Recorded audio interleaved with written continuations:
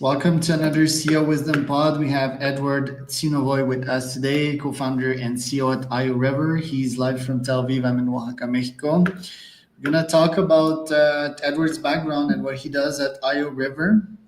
This guy's been a software engineer for his full career, from what I can understand, and has started a startup 3 years ago. It's gonna be fun to discuss that one. I always love talking to founders from the startup nation. This podcast is brought to you by podpie.com. If you want to start your own podcast, you can go to our website. We have a free ebook and masterclass to help you start your AI podcast. And we help you monetize through YouTube AdSense, lead generation, and sponsorships of your podcast. So podpire.com for that. Ed, welcome to the podcast. Let me know a bit more about yourself and what you're up to nowadays. Thanks, Charles. Thanks for having me with you today. So my name is Edward. I'm co-founder and CEO of IO River. Like you introduced me, I'm in the tech industry since the high school practically. It always was a dream for me to establish and found on my own company and to do my own journey in this amazing industry. During the years, I started as a software engineer. I built during the years amazing teams. If it was in Dell in those days, Akamai later on, in other companies. And today I'm proud to be part of Fire River, and together with amazing team to build and revolutionize the edge of our internet. Right, and you guys got 5.4 million in seed funding. What do you hope to accomplish with that as a CEO? So my main goal is to reach the next funding point. It's mean to with the seed round, our goal is to achieve the product market fit. We want to build a product that our customers will love, that this product will provide significant value, clear ROI for our customers. These customers will become our reference customers, and will recommend on our product to other customers. Of course, it should since it's providing ROI, they should be willing to pay for this service, and this is our goal, is to reach this state, and of course with enough proof in the market to go to the next fund raising process in order to build even to start scale. Right, and in simple terms, what do you do? You're into cybersecurity, right? And Israel is well positioned to launch startups in that field. What do you do that is different than other competitors in simple terms? So we are building a multi-edge platform as a service. We are allowing online services to use more than one edge platform like Akamai, Cloudflare, Fastly, in order to achieve better performance, better reliability, and much more cost efficient solution for their edge. Right, and what is the core problem? Is it like cost? Is it that these organizations that you're serving are more vulnerable, and you have a more stable, solid solution? What are you solving here? Finally, it's a combination. If I will come to you and tell you, listen, you can get a cheaper solution that is performing faster and it's more reliable, why you will not take it? Yeah, because they're busy, and they don't have time to evaluate all these decisions most of the time, right? And it's very complex. Also, these decisions. I think your sales cycle is very long, right? So actually, not really. When the benefit and the ROI is so clear, the sales cycles become very short. We had the sales cycles of 48 hours from the point that the customer first time meet us, till he was fully on production, and the agreement was closed. Right. And who's in charge of sales? Like, do you have a sales team, and how do you generate your leads in the pipeline? But we started very lean. We have a very lean sales organization. But yes, we have a leader, Amos Ben Yaakov. He's leading our sales organization, and definitely he's doing fantastic work there. The leads themselves arriving from different sources. First of all, we have inbound leads. We have already a significant amount of traffic on the website, and part of our customers are inbound customers which arrive through SEO and social media. And of course, we are also as any startup doing outreach to our potential customers. We know to identify customers which will have significant ROI, significant benefit from working with our river, and reach out them to provide this value to them, and then the sales cycles become much shorter when we have a good match. Right. And what can you tell me about your ideal customer persona? Are they large enterprises? Are they tech forward? Who are you targeting exactly? So it's starting again when you're going to giants, then the sales cycle is long. Then you're definitely right. But our solution is not limited to only to the large enterprises. Our solution has a great fit and significant value for mid-large companies as well. So we started there. Most of our customers today, they are mid-large companies with significant online service. When their online service is a critical or practically the main service which they are providing. Right. And you have a starter plan, you have a paid plan. What's your strategy on that side? What do you mean startup plan? A starter plan, a free plan, right? Yes, Register we have, now, call to action, it's free. true. And then you have a custom plan. So do you go like freemium and sell them after something, like have account execs call them after they're sign up? What's your strategy on that level? So honestly, when we have ability to get a freemium account that you will be able to play with the platform. When we introduced it, we didn't believe that anyone will use it. We thought that to manage your delivery, to manage your edge with freemium via freemium account, no one will use it. We were surprised. Majority of inbound leads are actually doing sign-ups. There are leads which succeed to fully onboard themselves to our platform without any help from our side, and it's amazing. So the real deals will be closed with follow-ups that will happen after that. The freemium allow you to play with the platform. You are getting the service, practically full service, but contracts and things like that, they will be closed later on with the sales guys. And your competition, is it Cloudflare? Is it CrowdStrike? Like, who are you competing against? So it's interesting. We are building something new. There is we are not competitor of Cloudflare. We are not competitor of Akamai. We are not competitor of Fastly. We are partnering with many of them. They are great vendors and they are great partners. Uh, but what we are the alternative currently, the customer's alternative is try to build a similar solution to what iRiver is doing by themselves. The giants, you will look on Amazon.com, on PayPal, on other giants. They are building entire engineering organizations to work in such architecture. It's They succeed to do it, but it's not feasible for majority of large and mid-sized companies.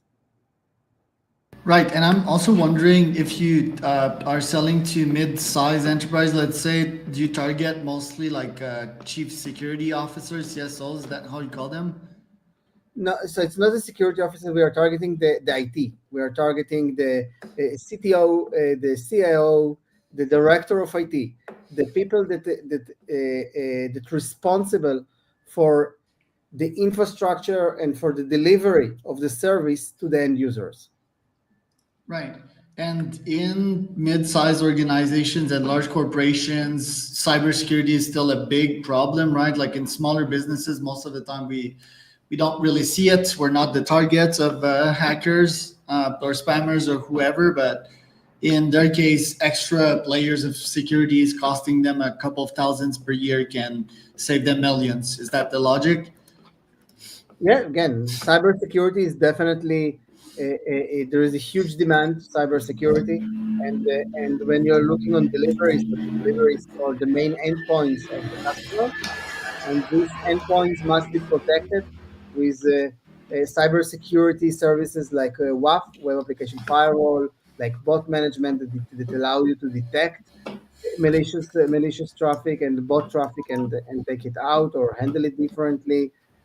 And these areas develop all the time, and it's critical for customers.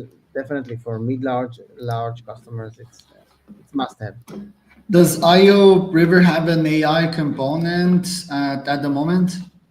Of course, again, like I believe that like any startup in these days, AI is the main thing, is amazing potential to do things smarter, better, and more efficient. We are leveraging AI to make the steering much more intelligent, which predict how the traffic should be divided between the providers, which allows to optimize significantly the performance, reliability, and the cost for our customers. I love that. What do you have in your goals list for this year, business wise and personally? So I think we are as a company, we have already a significant amount of customers, tens of customers which are using our platform. We are feeling ready to start to scale. Customers like our platform. We had already multiple renewals, multiple extensions that the customers are doing. Our goal is to continue to grow with existing customers, add, of course, many new customers, and start scale as a company. We should go to hundreds of customers. This is to where we should go. I love that.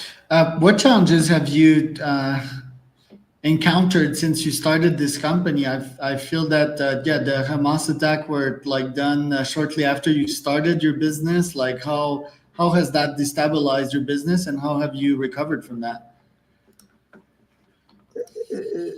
No, we had a year before Hamas started made their attack, but honestly, like I think that it's true for many of the Israelis companies. Our industry and the ecosystem in Israel, it's very strong. So we have people that left to the army, to the military service, to on duty, to take part of this unusual situation. And yes, it's challenging when the kids cannot go to school, and we are practically in kind of war, but the industry and the company has continued to deliver no matter what. Okay, so from our perspective, I can tell you that it didn't impact at all on our business continuously. We didn't change any goals. They just became more aggressive.